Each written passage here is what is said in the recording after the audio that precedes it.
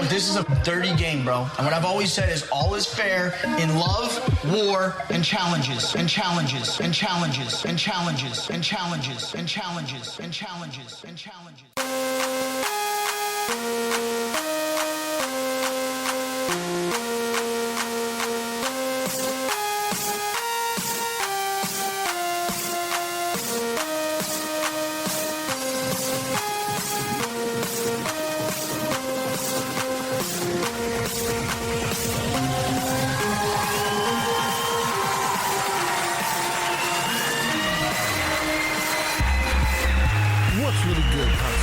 Welcome to another episode of Love, War, Challenges. I am MTV Malik. He is Tyler Louder. She is Becky at Gift Master Bex. And of course, Antonio, aka the Bananas Defender. You lost Much all your better. rights for a cool intro. How's everybody doing tonight? No, I'm upset. I lost my rights to a cool intro. Oh, I don't want to do this anymore. I quit. Antonio. Cry me a river. You've had Right? it for like 2 years already. Calm down. Exactly. Oh, All I good have things must not. come to an end. Oh. So, Antonio, what's good with you? How you feeling? Feeling good. I started my second semester of grad school today, and I already hate it. Other than that, life's been good. Becky, what's really good with you? I see you are in a different location today. Yes, coming to you live from my parents' house. My family had a bit of an emergency, and I have to be here to babysit my 18-year-old sister to make sure that she doesn't get into any trouble. Well, we hope everything is okay over there, and thanks for still making the episode. I know it's hard to try to pod when you're dealing with some real shit. Yeah, imagine missing an episode. Who does that? Like, I can't think of someone who missed an episode. I could think of one. Do you know what's special worse? Missing an episode for softball. Hey, Who would do that? If you're an athlete, then So you're an athlete now. Interesting. I mean, I've been an athlete since the day I was born. I would never stop playing sports. All right, hold that for 1 second. I'm gonna go ahead and talk to a real Don't make athlete. fun of me. Tyler, how are you doing, buddy? I'm doing well. I have a final semester of school for me, and it's chaos. It's a lot, but I'm getting through it. I'm pushing. Yo, I most definitely feel you. So I wasn't able to join last week because I was out on vacation in Blue Ridge, Georgia. Took the family hiking, got to I see love some Blue nature and Ridge. shit. We got a cabin. It had a hot tub in it. It was really just the shit, and it was a great little break. Great way to reward our girls. They've been stuck in the house for almost a year now, so it was nice to get them out and do some shit. So now that we got that out of the way, let's go ahead and jump into episode 5. We're going to keep it real short because we're going to try to get into episode 6 as soon as possible. But let's go ahead and get into some of the biggest stuff that happened on episode 5 of the challenge. Double Agent. Oh man, I was this close to saying Total Madness too. Wow. Hey, I mean, that I'll be was a great honest. season, but I mean, I was looking stuff up and I accidentally did Total Madness when I meant to do Double Agents. Real quick, let's just backtrack a bit. What did you say, Antonio? You said that was a Madness really was good season? season? Is that And we're how you all feel? just- It's a really good season? I mean, for me, it was at least. It was a good season. Yeah, okay. Jumping in episode 5. One of the major things is we are starting to see the fallout from Nelson versus Fessy. All right, so in the previous episode, Nelson told Tori to throw himself in so he could go against Nelson in Hall Brawl, and he whooped his ass all over the place. And now Corey's not having any of it. Josh gets involved. It was a huge mess. Antonio, do you think that Fessy did anything wrong with taking out Nelson on his way to getting a gold skull? Yes and no. I mean, at the end of the day, it is a singles game. You want to do what's best for yourself, but also at the same time, it's that early in the game. You don't want to make that many enemies, and especially if you're boys like that. It was like, based off last season, Corey, Nelson, and Fessy looked like what to be the next TYB. So if to do that to your own close alliance member, it's definitely fucked up on Fessy's part. So I think Fessy's just going to bite himself in the ass later on in the game. He's going to regret it. Becky, was Fessy out of line going to get his gold skull and screwing over Nelson? Well, I guess at the end of the day, it proves that they were never really friends. I think I made this comment in a group chat. Fessy walks around like he can beat anybody and anything, and he doesn't need any kind of anything, yet he goes in against his friend. That says a lot about his character. I think it was messed up, and he didn't even give it a second thought. Like, you could tell he was just like, I'm going in and I'm going to whoop some ass. It's just wrong. It's slimy, grimy. Makes me not like him. Very interesting. I don't think Fessy did anything wrong. I understand Fessy and are supposed to be kind of cool. They're supposed to be kind of boys, but Fessy doesn't owe anything to anybody. You got to get a gold skull. So nobody told Nelson to get himself voted in. I tell you what, if it was a hall brawl and Fessy was able to find his way into a hall brawl, it didn't matter who was in there. Jesus H. Christ could be in there. And if it's a hall brawl, Fessy's going to be like, put me in. So I think Nelson just got voted in at the wrong time. I don't really think it's his fault.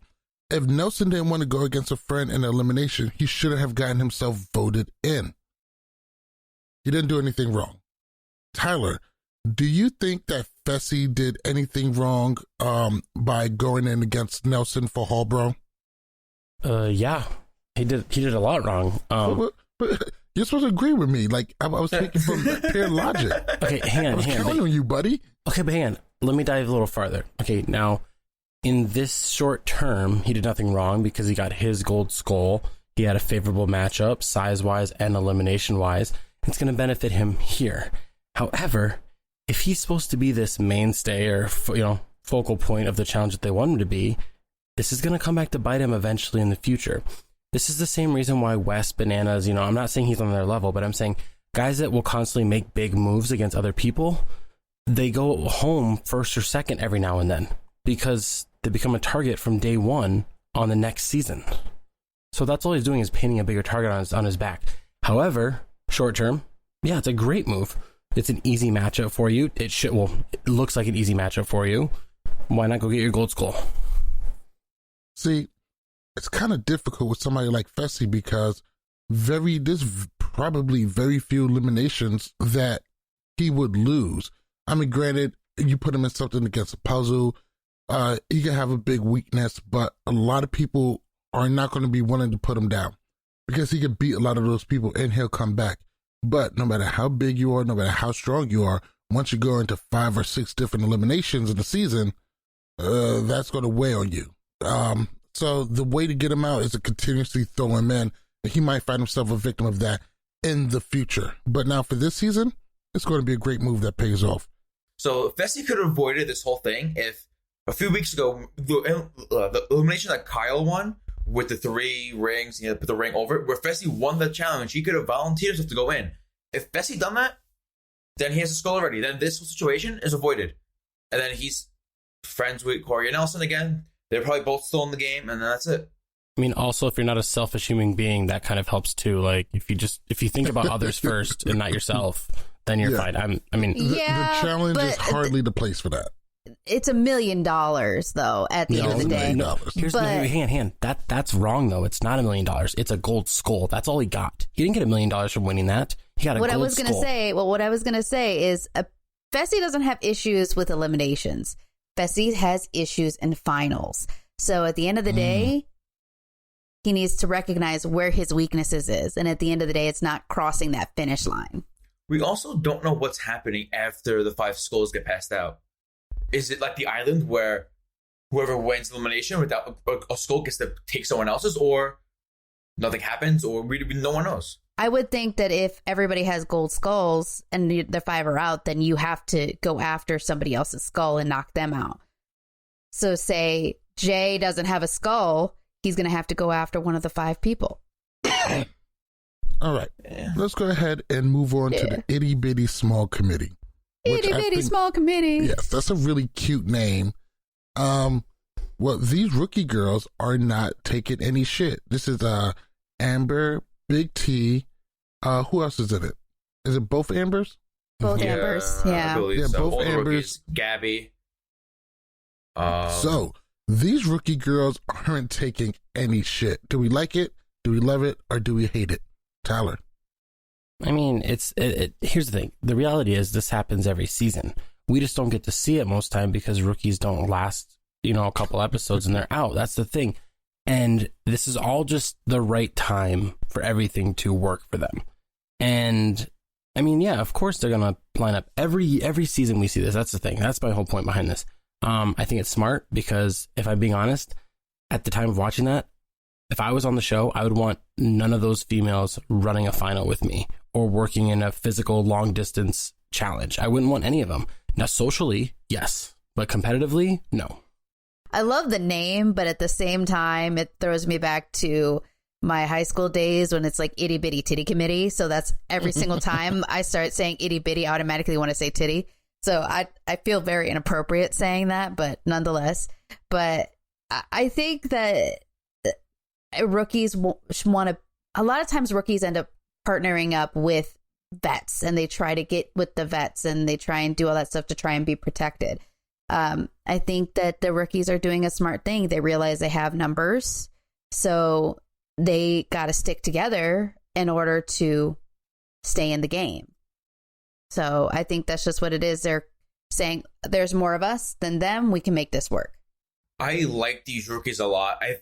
I never when rookies come into the season, I'm always I'm biased against them. I always hate rookies, but this group, I like them more than the vets right now. I just feel like the energy they all give off to each other and just the way they are, like their characters for the show, they make good television. And I just, from the time that we see them at least, because they're not getting much.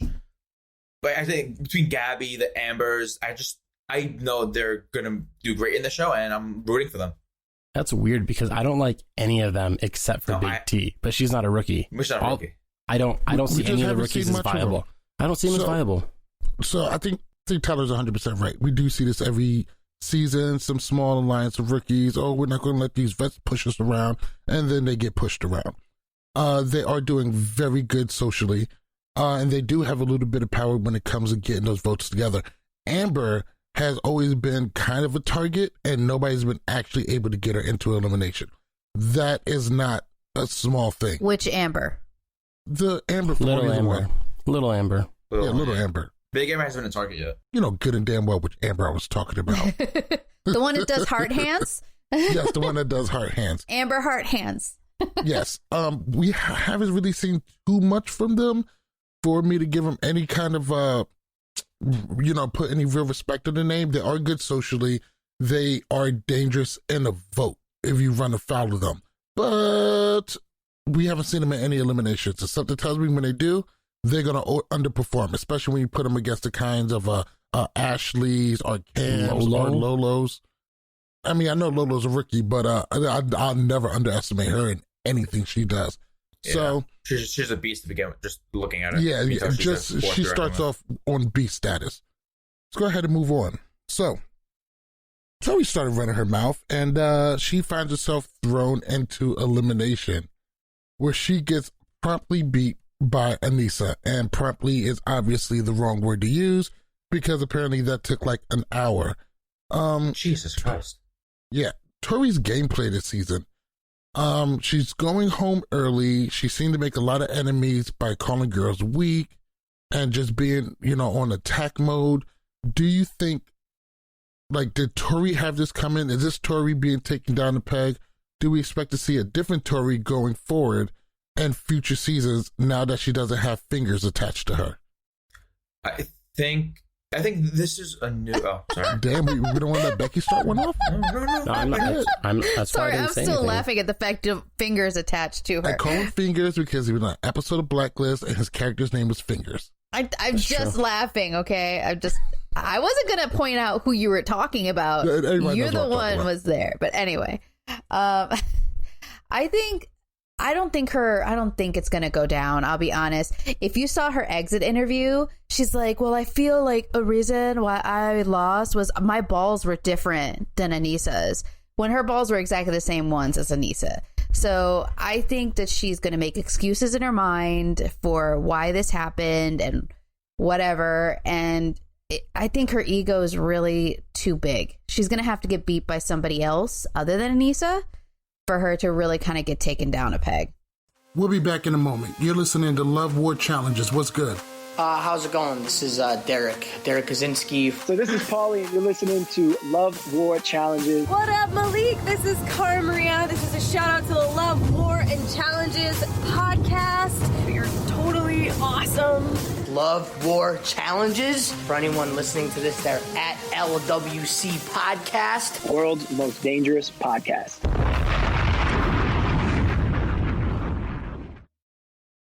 Antonio.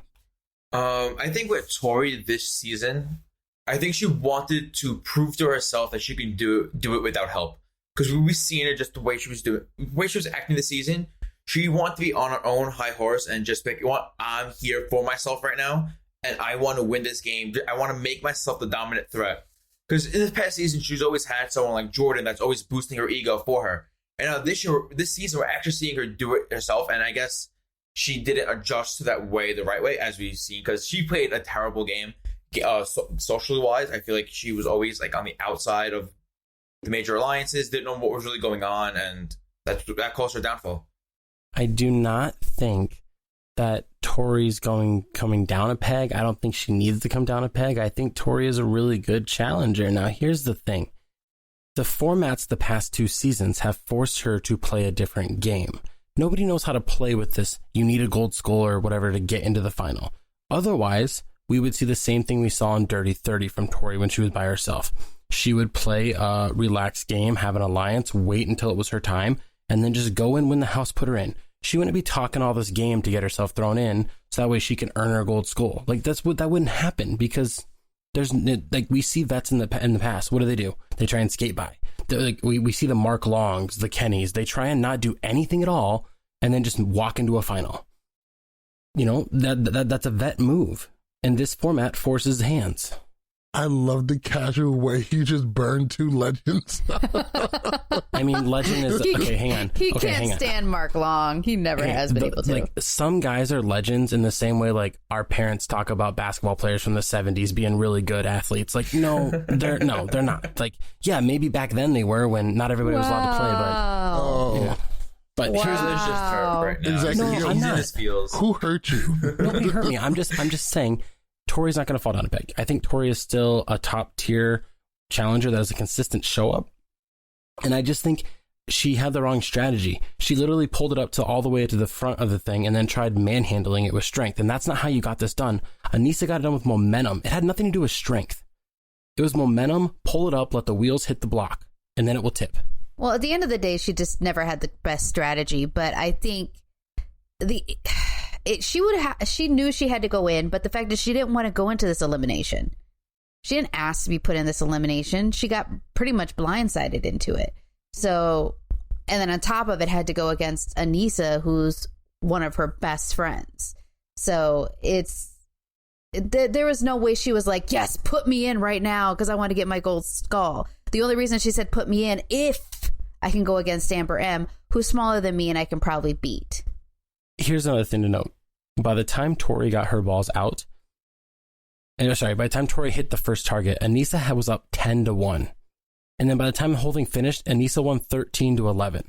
So really, if Tori knew how to do the elimination, she would have smoked her 13-2. That's what would have happened, if we're being honest here. Would have. In the time Anissa did 3, Tori did 11. Like, in that same time frame. Okay, let's stop trashing Tori and let's praise the other female with a T name, Big T, because she pulled off a great power move. We have to give Big T some praise here. She put 2 vets in elimination against each other. This was her plan from before the challenge even started. She wanted Tori versus Anissa, and she got it. She convinced I guess CT's lying low, but convinced the big name in the house to follow her plan. This is big. That was Big T's episode, and you have to praise Big T in that situation.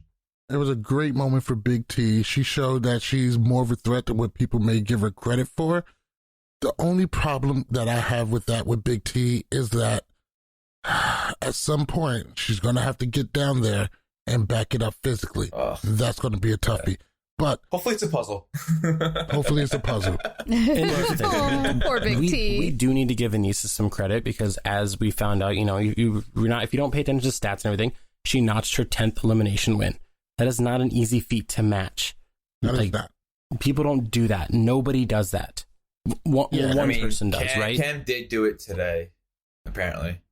Yeah, Cam's 10-1. The only elimination she lost was to Kara. Yeah, well, Kara and Marie. Yeah, but that's Yeah, but also the exception to the rule is rare. For Cam being such a beast player, we're going to touch on that later. Let's go ahead and move on to episode 6. I wasn't saying that in a bad way, by the way. No, I got you. It's just that I definitely want to get into that 10-1 a little bit later on in the episode. So Anissa became the second person ever to get 10 elimination wins. No. Who am I missing? Wes, Kara, Bananas. I think I was like, Kara definitely has 10 elimination wins. I think Bananas reached it last season. Hold on. Give me 2 seconds because I want to be factual on this. But also, get 9. Should we talk about if we thought Anissa's decision was smart to pick Fessy and whatnot? We haven't gotten there yet. That was last episode. Yeah, that was last episode. But we're already spending too much time on this. Okay. Let's go ahead and move on to episode 6. We start off the episode with Nani burning Theresa to Cam and Lolo, and Lolo decides to address Theresa one-on-one in the kitchen. How do we feel about that interaction? Do you think Lolo has any real right to step to Theresa? And Theresa got defensive and emotional really, really quick. What do you think about this interaction? Well, backtracking, I think Nani trashing on Theresa was going to happen at some point this season. They just don't get along. But the whole Theresa and Lolo conversation, just watching it felt weird. I was like, these two don't have that much of a history with each other. Zero. I never seen them play on the same side this season. Like, I don't know where Theresa stands. I mean, Lolo's with the rookies, I think. So it was just weird. It was like a weird conversation that the both of them were having. It wasn't really needed for the show. I guess it was just trying to show how, because this was Theresa's episode. I guess they wanted to give her some storyline going into it. It was like more of a filler, but I really didn't see a point of it. I think this shows a lot of how abrasive Lolo can be. I think that honestly she didn't approach the conversation well. Very much of, you got to tell me what's going on versus like, hey, tell me what's going on. Like, you're not her boss. You're not like gonna have to you can't tell her what to do or how to play her game. But going back to Theresa, this is very similar to the game that she played during Free Agents. Very sneaky, if I don't have to get my hands dirty, I'm not going to get my hands dirty, or I'm just not going to say something. So I think this is just normal Theresa game. And I think Lolo is just being Lolo. And one of the reasons why I'm not her fan. Yeah, I don't really look much into this argument. Actually, ignore me because I didn't see it. You didn't watch the episode, or you just didn't pay attention? I missed the first 10 minutes. Oh, nice. Okay. I was just gonna try and give like a very broad open. The first 10 minutes are just a whitewash. Don't talk to Tyler. Well, anyway, I don't think Lolo had any ground to really stand on here. You guys haven't been working with each other. What is it to you what she told Anissa? You guys aren't on the same team. Theresa shouldn't have gotten so emotional. It's just be like, hey, Lolo, fuck off. It's none of your goddamn business. You feel some kind of way about it, get me voted into the crater and then nominate yourself, or go fuck yourself. I don't understand what. See, I would be horrible for reality TV because somebody would just say, hey, we need to know about this. I'd be like, what? Go fuck your mother. On my face. Yeah, that would be perfect for TV. What are you talking about? No, because I definitely will punch somebody in the face at some point. Yeah, I can definitely see you turning into CT Hulk mode. I don't have I wouldn't do that to CT. I'd be like, listen. Well, not to CT. We just have it. Yeah. Let's go ahead and move on. Who's stupid enough to do that to CT? Me. Davis. Oh, well, Davis doesn't CT count. says, hey, can you take a punch? The answer is no. Thank you, sir. I do not want one. I appreciate it. No, I cannot take a punch. All right. So at this point, We get some backstory on Leo. He's having kind of a tough time. We see him packing up. He tells Gabby that he's leaving. When we get to the daily, TJ announces that Leo is heading out and that he supports the decision and that everybody should talk to each other. And it seems pretty obvious that this is a mental health thing. MTV put up their mental health messages and TJ didn't rag him. And TJ is, one of the things he's mostly known for is hating quitters and ragging on them. And I think recently we've seen TJ actually go soft on this. TJ has been ragging people for quitting a lot less, even though there's always a bevy of different reasons of why people quit. Leo got to make sure he's taking care of his family, he's taking care of his mental health. TJ supported the decision. How did this decision make you guys feel? Honestly, I think that it's right when Cam said it out loud. It's, overall, it's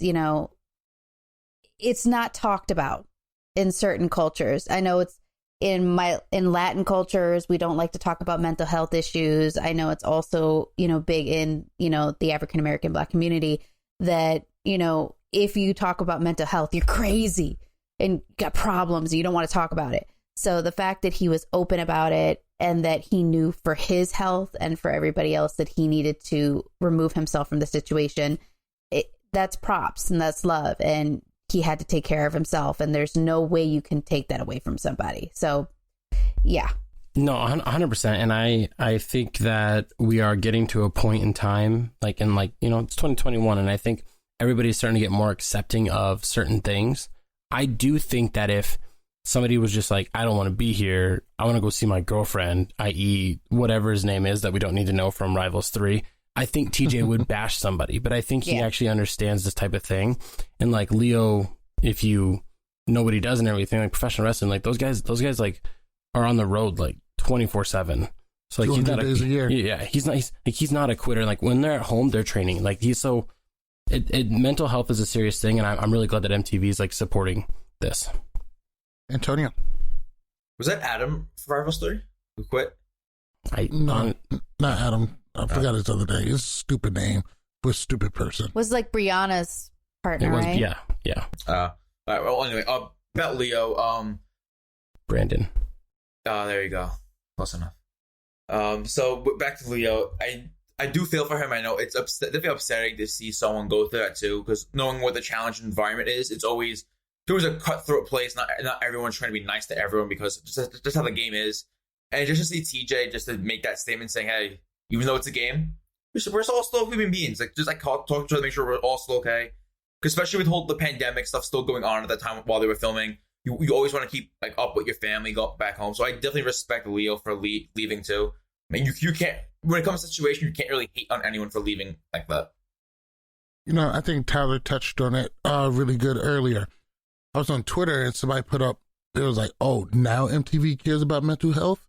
And instantly I thought about all the other times that it seems like a mental health issue. And, I don't mean to bring up Tanya in a bad light, but it's obviously like there's been issues, and not just with her, but with a lot of people where like some serious stuff happened and it probably should have been dealt with more, and it wasn't. And at that point, I didn't think of MTV as being hypocritical or trying to, be trendy and act like they care. I think it was just a case of MTV evolving and taking it seriously like they should have. Could they have done it in the past? Sure. They really missed the opportunity to do it then. But the fact that they're doing it now, it's never too late to do the right thing. So I commend them for taking it seriously. I commend everybody for just being really accepting of it. Like, no, I didn't really see anybody trying to bash Leo for, wanting to leave and take care of his stuff. And I think because we all understand that it's widespread. A lot of people have to deal with it, and we're just more accepting. Guess what? Our society is evolving, and overall, is it evolving in the right direction? I can't say all that, but in some aspects we are. So we're evolving in the correct direction. We should go ahead and embrace that. So more power to him. I loved Leo this season. Wish we could see more of him. Hopefully we'll see him back again in the future. I really hope he does, or has the ability to come back. He was such a good positive energy in that house. Absolutely. And it seemed like everybody liked him. Mm-hmm. Like, I hated his character on WWE Week. I just hated like his persona. He was a villain. Like, he was no, yeah, he was an annoying villain. He was like always talking on the mic. I just couldn't stand his voice. That means that he's doing his job. Yeah. If you don't like him. But just seeing He was a a different great side heel. of him on this show, like, really showed like yeah, even though people have a TV character, everyone's still a human at the end of the day. People do stuff for the camera, and just see like the personal side come out of people. It's like you have to like, you know, give them like props, like, hey, like, you're being real, but appreciate it. He's talking about Johnny Bananas. All right, let's go ahead and get into this daily. Today's daily is going to... Oh, before we do that, we'll be back in a moment. You're listening to Love War Challenges. What's good? How's it going? This is Derek Kaczynski. So this is Paulie, and you're listening to Love War Challenges. What up, Malik? This is Cara Maria. This is a shout out to the Love, War, and Challenges podcast. You're totally awesome. Love War Challenges. For anyone listening to this, they're at LWC Podcast. World's most dangerous podcast.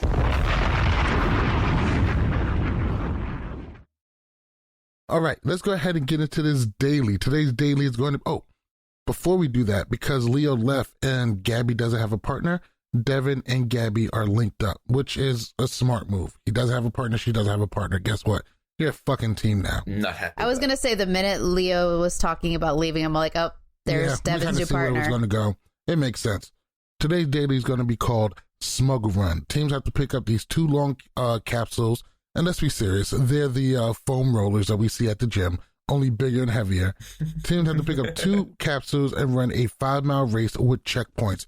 The winners will get a $3,000 bonus. I loved this daily. This daily looked hard. This 5-mile run, I love the fact that they tagged everybody so we could keep seeing like where everybody is at. Even though I think they need to make a panel for the side and put times or whatever, but the lead was switching. So much stuff was happening. So much things to break down. Nam and Lolo apparently are not working well as a team. Anissa, Ashley, and Corey and Fessy were the only ones that actually get the puzzle done right. And the lead changed a whole bunch of times, but Jay and Theresa gets the W. So much stuff about this daily. Let's start off with some of your favorite parts and least favorite parts. Antonio, kick it off. I'm going to go just overall in general. Well, I liked how a lot of the teams were able to communicate with each other, just like saying how run, jog, which side you want to hold the thing on. Then I have my least favorite part. Probably Anissa, because I think a lot of the cuts we were shown, I don't know if it was just her or if it was Fessy, but like every cut we saw Fessy holding Anissa just like put a hand on it, and that was it. And it's a mini final. You kind of want to like on these challenges, you want to prove yourself because like even though we're not teammates right now, Anissa still has to prove herself. Well, if you let me finish, I could explain. Well, do you? Here we like, go. This is a mini final in my eyes. So if I'm competing in this, I'm looking at my partner and everyone else. I'm looking to see who is able to keep up and who's falling back. If I'm seeing someone just putting a hand on a piece of foam while their partner's carrying, I know I do not want that person as my partner in the final. It's more of like an observant thing. Maybe this challenge wasn't necessarily a must win for Anissa and Fessy because they're kind of set. They both have their skulls, whatever it is. They're both in a good place. But you still have to like show what you're capable of doing. You don't want to just like fall back. But he's 6'5", she's 5'7". We seen bigger. We see CT and Big T. CT's a lot taller than Big T, and Big T's. How does that go for them? Okay, but Big T still tried. I give Big T a lot more credit than I give Anissa right now. You're talking about the 2 people who came in last and second to last. Okay, but here's what I'm saying. Everyone praises Anissa. Slightly less. Yeah, exactly. Everyone praises Anissa. Everyone thinks Anissa's going to win a final one day, but look at someone like Big T, who everyone thinks is a layup. Everyone, all I see is everyone says, "Oh, stop hating Anissa. She's going to win one day. This is her season." I'm like, Anissa's better physically than what you give her credit for. Can I? Okay. I apologize. I just want to tell Antonio how wrong he is on his take here. Anissa coming in last is actually really good for her game, because what female is going to want to get her out of there when they could run against her in a final? The guys. None of the guys want to. Doesn't matter. The guys are only half the votes. They're only half the votes. And here's the thing. We don't know they're switching partners. We don't know if you're switching partners at different stations. And here's the thing. You have to be able to take Anissa out. Yes, she's lost eliminations before, but you still have to be able to take her out. I can name a good handful of females left in this game that can get Anissa out right now. I can name 2 in a physical elimination, and I can name 0 in like a strategical mental thing. Cam. Maybe Ashley could beat her in a puzzle. Lola. Maybe Ashley or Cam. Maybe Ashley or Cam in a puzzle. Well, maybe Lolo. Maybe a Lolo. Maybe Lolo or Cam in a physical thing. Well, we're not talking about that right now, Antonio. Stop skipping ahead. Sorry. So we just gave you 4 maybes to beat Anissa head to head. That's 4 maybes if they go down into elimination against her, which means there's more opportunities for her to beat somebody and stay in the game. I don't know spoilers. I will bet my life on it right now. Anissa does not win this season, or does not come in second place, or does not come in third place. No, that's my point. You just made the whole point for him. Becky. Favorite points, favorite parts and least favorite parts from today's daily. Honestly, watching Corey and Ashley work was actually making me laugh. She's like, I turned Corey into my little cheerleader and I taught him some moves. Together. They worked really well together. I mean, they were teammates for a season, weren't they? Mm-hmm. Yeah, on X's, I think. Yeah.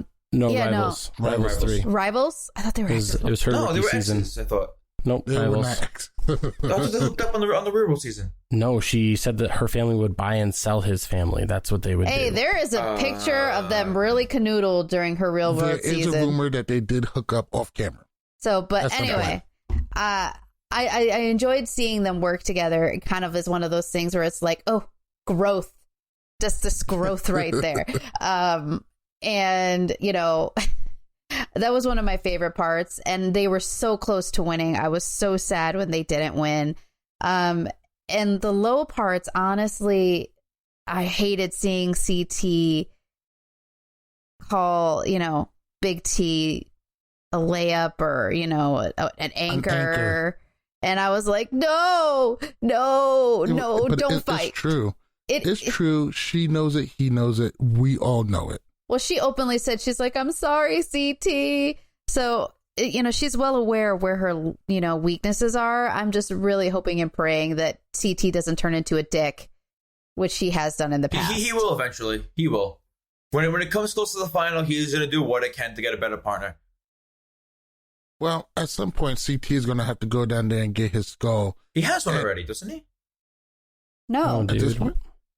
No, he doesn't have one. His partner got one the first week. That's right. No, his partner went home the first week. No, his partner went in. Yeah. At some point, CT's going to have to go down there, and when he does, he'll switch a partner. He'll pick him.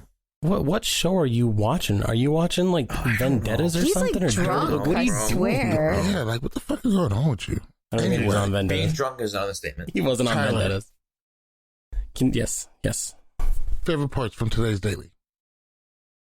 I really liked how, for some people, the height thing was a huge issue, and for others, it wasn't. It was very interesting. I'm not saying, like, CT and Big T, it was an issue, because they performed poorly. CT just handled it better. But the team that was most interesting was actually Nam and Lolo, because you don't think they're that much different, but Nam was holding it so much higher, and it was pushing down on Lolo, or when she was in front, he was lifting up, and it was pushing her forward. Like, Nam was actually a hindrance on this daily. So you blame Nam for this? I was going to say, I blame Lolo. 100%. Lolo tried communicating. Nam was making it more difficult for her to carry. She tried yelling at him. I'm he sorry. Wasn't listening. Not gonna lie. They were my clear favorites to win this. That's what I would have thought. But Nam maybe all show no go. I was going to say, I'm sorry. I I can't see Lolo making the entire season. I just can't. She doesn't have the mental fortitude to make it through an entire season. She just needs to go down and get her red skull. Everything else after that is to be cake. Once she's in the final, she has to be very anxious right now when it comes to that. Yeah, I honestly don't think she has the mental stability for for this. You need a lot of mental strength. And as much as she's an Olympian, I don't see her having the strength to be in a household with that many different personalities that don't work with hers. Well, let's go ahead and jump into the fun stuff. Jay and Theresa gets the win, barely edging out Ashley and Corey. Come find out their bonus isn't going to be $3,000. It's been bumped up to $6,000 a piece. 6 bands, and Corey really takes that one to heart because who couldn't use extra $6,000 these days? He makes the most money out of all of them. He's got babies. Not more than CT. No, but like he has to make each 2 checks: the challenge and Team Mom. These are facts. I mean, I don't know how much he's going to be on Team Mom anymore. Well, yeah, because he was filming it. I don't watch it, but I know he made a check or 2 off them already. Yeah, but also consider the fact that Cheyenne is now pregnant with her boyfriend's kid. Yeah. I don't know that. Good for her. Congratulations. Dude, they literally. Do you not watch the show? All the the commercials. When I see commercials, I go on my phone. All right. Anyways. Yeah. Moving on. I go on Snapchat. So, one of the first things we see, and MTV is great at this, they're setting up like all of this shit that they're going to get called out for. Theresa tells Ashley she's fine. Jay is telling people like, nah, you're good. Don't worry about it. And like, that is just awesome. And so one of the greatest things is Ashley's paranoia starts going off. Just starts going crazy. Paranoid. It's always a fun sight to see. Right. So let's go ahead and get into club night where absolutely nothing happened, but Fessy just started popping at Gabby and he may be getting in a little bit. I don't even want to discuss that because it is so dumb. The creep stare is getting under her skin. Yeah, right. It's weird how that works. The new creepy Uncle Vinny.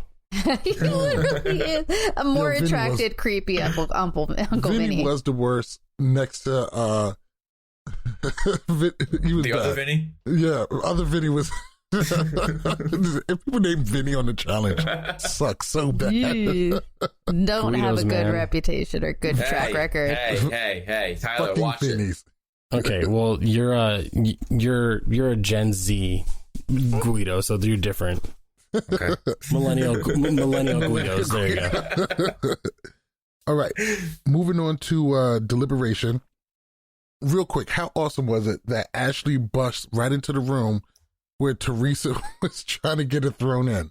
How awesome was that? Bro, that's how this house was built, though. Like, remember the first episode? Like, they were able to see every room because it was all made out of glass. So, like, that was bound to happen at some point this season.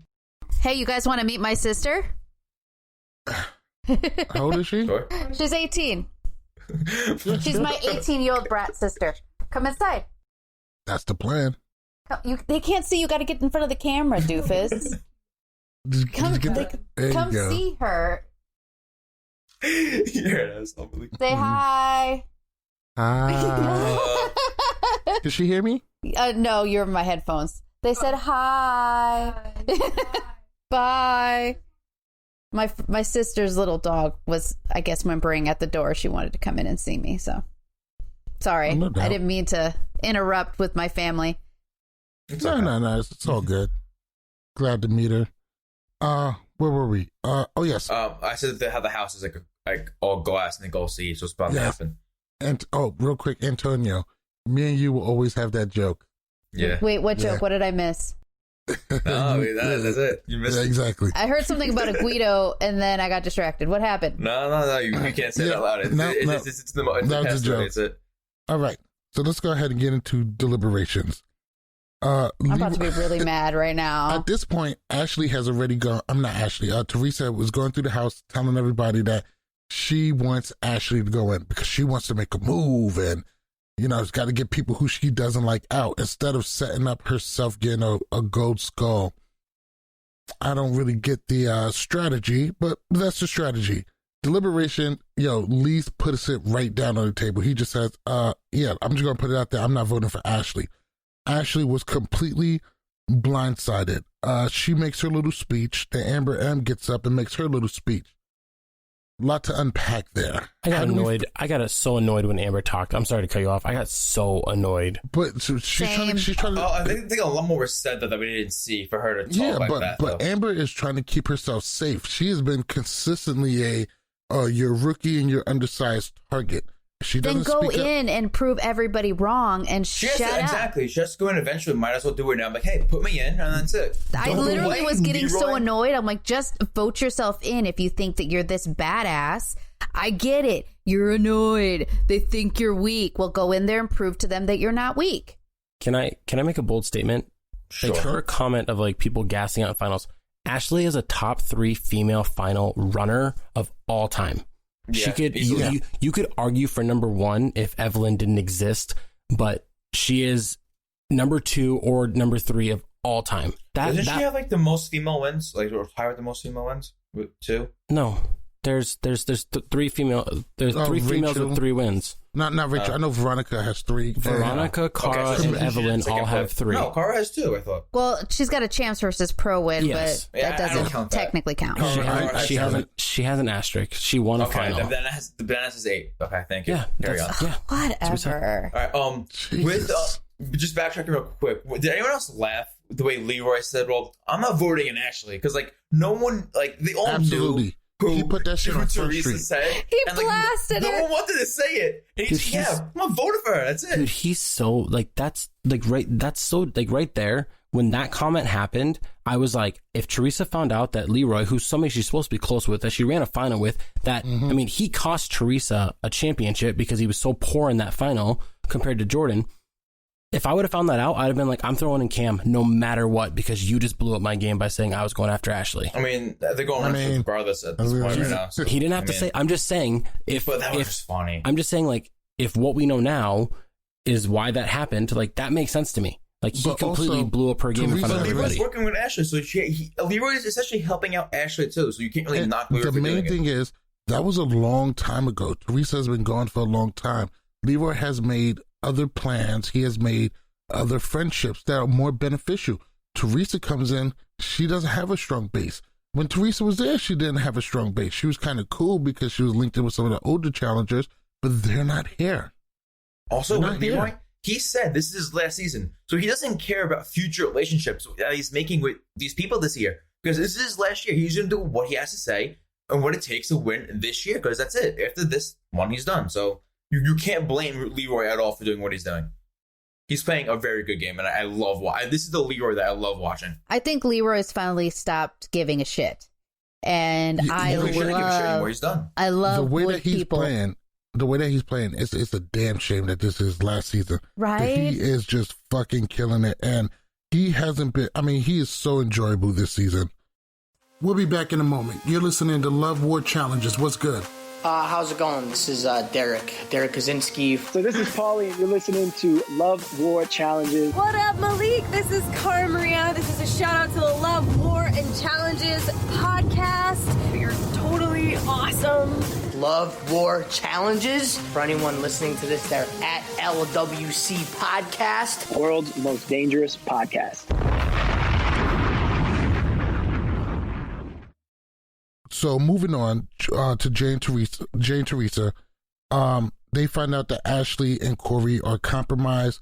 They found out that the vote went in, but they found out that a lot of other people burned their votes or went against them. Theresa is just overjoyed. Of course, she floats Nani. They have a long-standing rivalry. Then she floats Cam's name. She gives Cam, she offers her the right of first refusal. Hey, if you see something, you want it, you can have it. If it's not, then I will pass. Before we jump into the elimination, let's just talk about Theresa and Jay's strategy. I'm trying to make sense of it. Going after Nani makes sense. But what is she really trying to accomplish here? I mean, we know that there's ghost calls. We know that there's limited amount of times you can get one. I think everybody's plan should be to get a ghost goal. Why are you worrying about taking people out? All they have to do is not go in. You can keep them out by actually keeping them out. If they don't go into elimination, they're not going in. No, so but I'm not getting the strategy. Jay had a good point though. What he said to Theresa. because right now they don't know what the plan is after they get 5 skulls. Because let's say if Theresa wins it now, does that mean does she have to go in again every time until she loses it? Because if that's the case, then it's not worth it going in or having it right now. It's going to take too long for everybody to get the other 5 skulls, period. Yeah. They still have a lot of eliminations to go, and she might not be the first one. There's going to be a big purge. Yeah. It doesn't make any sense. At the end of the day, I'm the person that says, if I want to fucking make it to the end, get me into that elimination so I can get my gold skull. Everybody again is still being vaginas, and they don't want to go into this gold skull thing, and they just want to wuss out. I'm sorry. It just doesn't work for me. Stop wussing out. You always want to get the weaker people out first, just so you can guarantee yourself to go into elimination. Well, then you want to go against the weaker person, quote unquote. Yeah, you wanted this. So why aren't you throwing in Amber M and then you go down? Exactly. Also, there's Jay. You can call down the team, and Jay can call himself in. But that's what I'm saying. That's what you think of it this way, because Michi is not that strong either. He hasn't really shown anything. Though. This year's rookies are actually joining together and making like a force into this game, because right now, any other season, this rookie cast, half of them shouldn't be here right now. I don't see Gabby or Amber M or even Amber B make it this far in any other season. This year, they're actually all playing together, and they're all, doing what needs to be done. I want to say that we got a purge in a couple of the double days coming up. Tyler, what do you make of Theresa's strategy? I've been going back and forth about this. As I was watching it, I was trying to dissect it and think of all angles and everything. And for me, it makes sense in the fact that, if you don't want to run a final against somebody and you don't want to go into elimination against them, send them home. That makes sense. Yeah, sure, the repercussions could happen here, but Jay and Theresa came in second on the last challenge. Mind you, whatever you saw, it's about thinking smarter, not harder. But then on this challenge, they come in first. I'm sorry. I'm not afraid of Cam and Kyle or Leroy and Casey in a daily. Sure, they might be able to win individually, but not every daily is going to be tailored to somebody like that. And the fact that Jay and Theresa have so many, their skill sets are so different, I think they have a better chance of winning dailies every time, and they get along. So why not shoot your shot? Why not get somebody out that you don't want to go against? It was a win-win for her. Yeah, but okay. Is Cam going to send herself into an elimination against Theresa to get her back? No. So what's she going to do? She's going to send somebody else in that Theresa has a better matchup against? Cool. All right. Go ahead and move into the elimination. We see the challenges roll up. It's a bunch of polls and 2 platforms. And Ashley and Corey are compromised. They are going in. Theresa sends down Cam and Kyle. So right now, Corey and Ashley are pissed because they feel blindsided. Jay told Corey that he would give him a heads up. Theresa told Ashley she was safe, and now they're going in. So they're both pissed.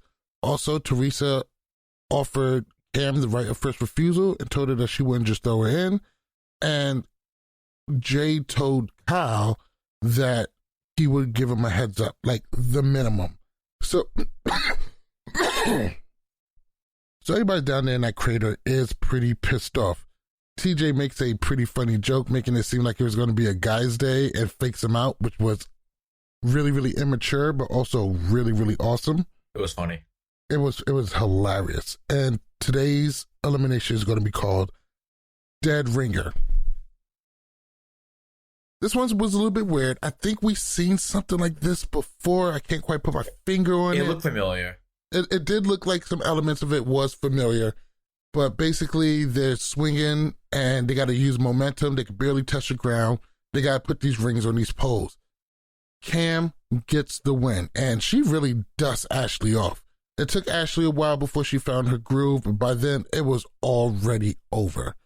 What did you guys make of the elimination today?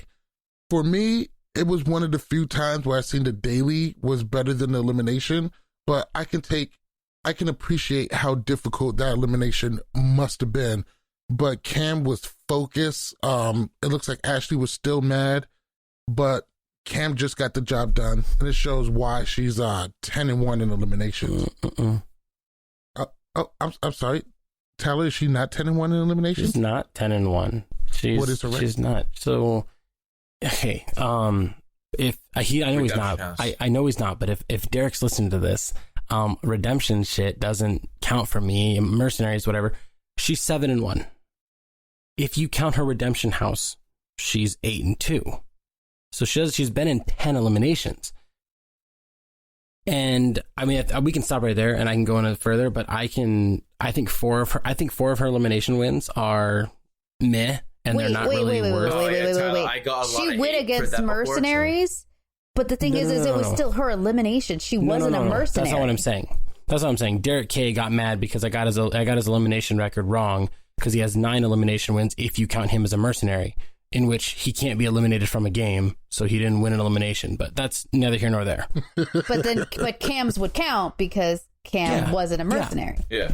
I just brought him up because he got mad at me on Instagram and everything and didn't like it. So thanks a lot, Tyler. Yeah, exactly. But anyway, no. Tyler, I know exactly which part you're talking about because I made a thread about a year ago, I think, maybe 6 months ago, about just Cam's eliminations. How she earned this win, but the one where she went against Paulie with the resistance bands, and Paulie had to struggle against it. I got 4. Do you want me to break them down for you? I mean, don't get me wrong. That one was sus, but it still counts. Hang on, Y'all are messed up. I give Cam credit for winning. Listen, I get Antonio because Antonio has a hard-on hating on Cam all the time.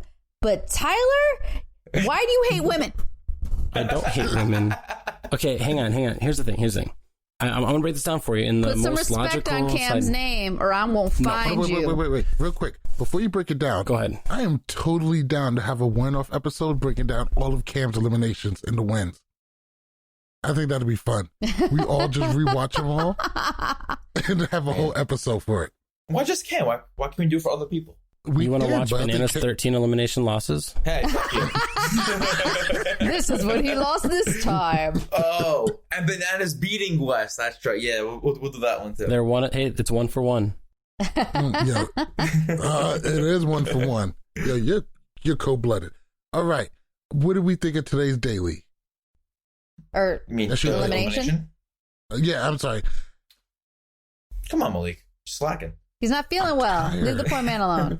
I thought it was fun. Today's elimination was very, very boring, but I feel like in person it would have been fun to watch because you can see how it was. I think the way it was edited wasn't well enough because I feel like they're just showing us like, too many cuts. Put a ring on, like just show us them going back to back. Maybe speed it up a little bit. It was just too edited to actually enjoy the elimination. I feel you. It's like one of those action scenes that have 40 cuts in a fight scene. Yeah, I'm like, come on. No, tracking shots is where it's at. Any of you guys see the Daredevil on Netflix? No. Or any of those Marvel series? Really? You didn't watch that? That's wild. I've seen a couple of Daredevil episodes. Yeah, remember the first episode? He had that long tracking shot with the fight scene. We beating up all of those guys in the first episode. You want a John Wick? Really good. This continuation, continuations are just they are so much better, and if it's more pleasing for the eye. But I also think it probably wasn't possible with the way that this was set up. So it is what it is. Becky, what did you make of today's elimination? I mean, it wasn't like, thrilling or anything like to write home about, but I did love seeing that the minute Cam figured it out, you could just see that bing, and she's like, I'm winning this shit.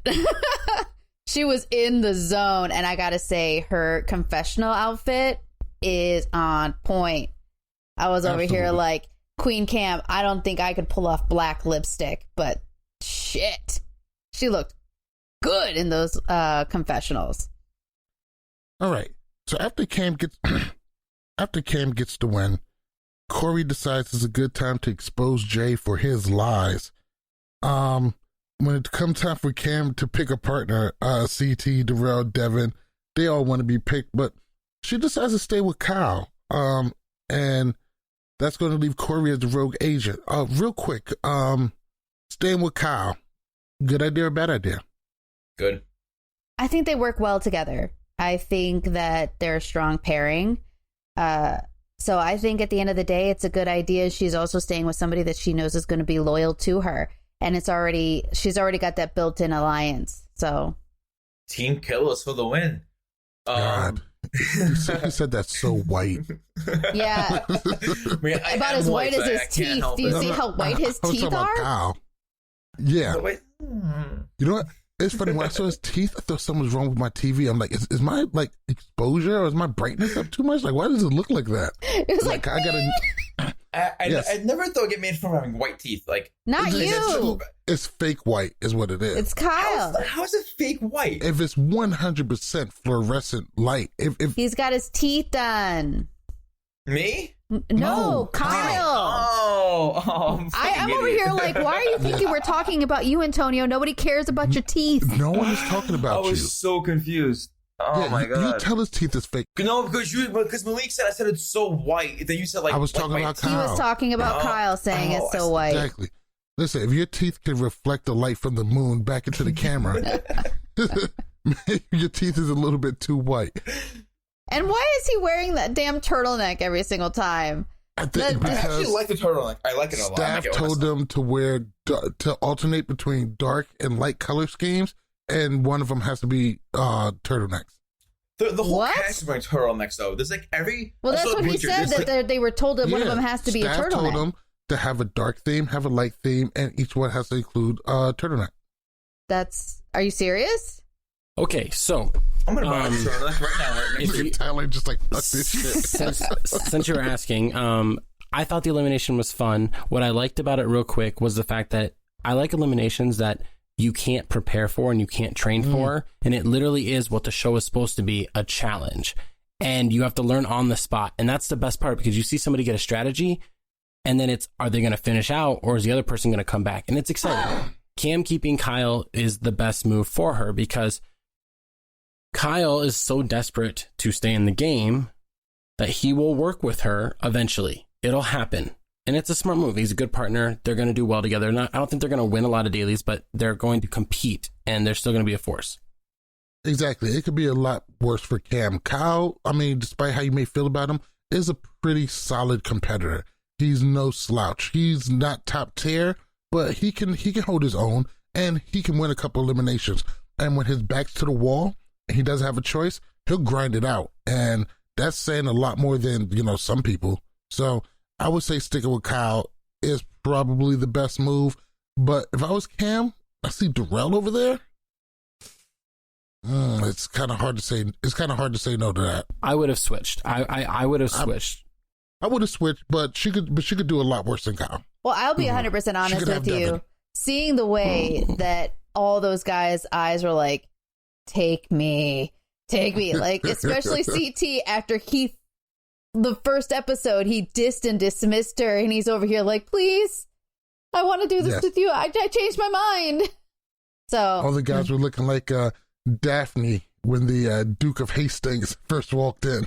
Oh my God. I have a question for you guys. Well, let's say when Leroy, if and when he wins his gold skull, do you think he chooses Cam to be his partner, or do you think they'll just be separate for the season? No. Nah, stay separate. I think they'll stay separate. Yeah, they have more power that way. Because Cam openly said he wanted to be partners with her in the beginning. She's the one that said, no, we have to have two different partners.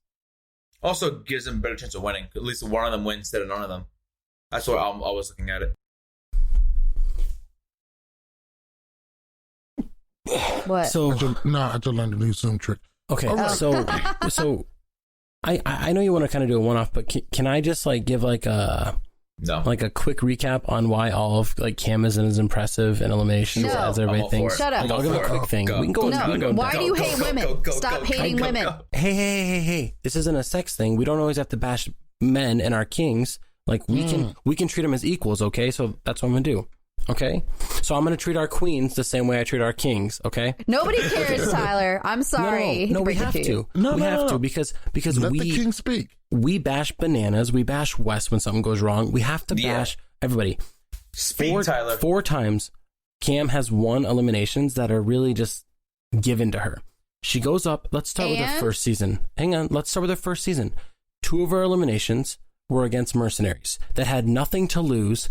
And we saw, outside of Laurel, who just wants to murder everybody in an elimination, really didn't care to win. They were just there to make some money, make a TV appearance, and okay, how long do I have to do this? 5 minutes? Okay, cool, I'll do it 5 minutes, and I'll go. Yes, thanks for the trip to Fiji or whatever. Okay, so there's that, okay? I'm not saying Cam doesn't get credit for the win. They're still on her record books. Let's go to the next part. Okay, she goes up against Pauly, and he has it's pretty much gender restrictions. Guy goes up against girl, guy has to work twice as hard to beat girl because of restrictions. That's not fair. And everybody on the show said it was not fair. If it was fair, Kam probably would have lost. Okay, there's that. And the other elimination that season, she beat Jose. Let's be honest, but I'm not going to dog her for that. You only can beat who's in front of you. I'm not dogging her for that. But the last one, I'm actually going to give Josh some credit here. In War of the Worlds 1, Josh and Amanda were smoking Kam and Ashley. And then they fell and their bar fell and production would not let them go back up. Everybody said that if production would have let them continue from the bottom and try again, that they would have beat Kam and Ashley and lapped them. So because but if they weren't allowed to do it, but the thing is, if that was the rules, if that was the rules, it's the only elimination that has ever done that. Where if you fall down, you can't keep going. That's it. So she had a lot of things fall in her. I'm not saying she doesn't get the win, but when you have so many things fall in your favor over and over again, do you hear this? She does get the win. No, she gets the win. It's like you're just saying they're not as impressive. Yeah. It's like Leroy's eliminations. Leroy's eliminations don't impress me. He's never had to do anything outside of physical. Like Wes, did he have a pole wrestle with him? No. No. Yes, he did. I'm saying all of Leroy's eliminations are physical. He should win those.